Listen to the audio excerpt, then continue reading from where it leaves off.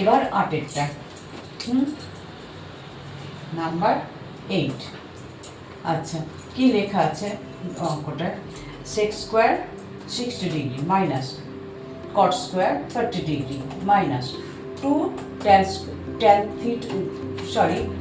tan 30 into cosec 60 by 1 plus tan square 30।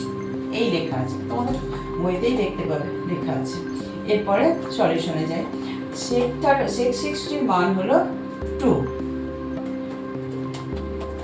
আর তার square আছে বলে স্কোয়ার মাইনাস cot 30 মান হলো √3। শুধু মান বসাচ্ছি, আর কিছু করছি না।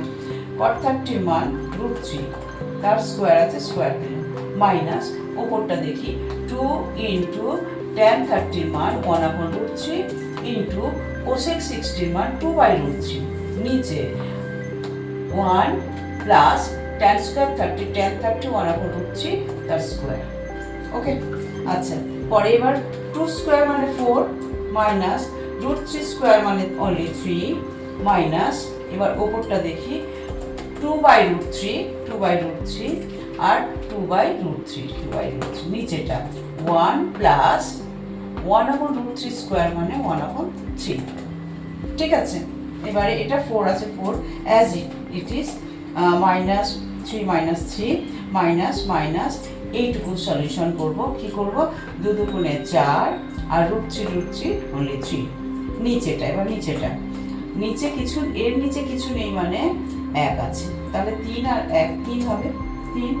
এবার এখানে 3 এর 3 প্লাস 1, তাহলে 3 প্লাস 1 বাই 3 3 প্লাস 1 বাই এই 3টা নিচে। তাহলে এটা 4 as it is minus 3 minus এইটুকু এবার 4/3 এই 4/3 ইন্টু নিচেরটা উল্টে যাবে, এটা 3 আর 1 4, 4টা নিচে যাবে আর 3টা উপরে যাবে। এই 3 আর এই 3 কেটে দিই, আবার এই 4 কেটে দিই, দিলে 4 মাইনাস 4 মাইনাস 3 মাইনাস এটা সবটা কেটে গেলে 1 হয়।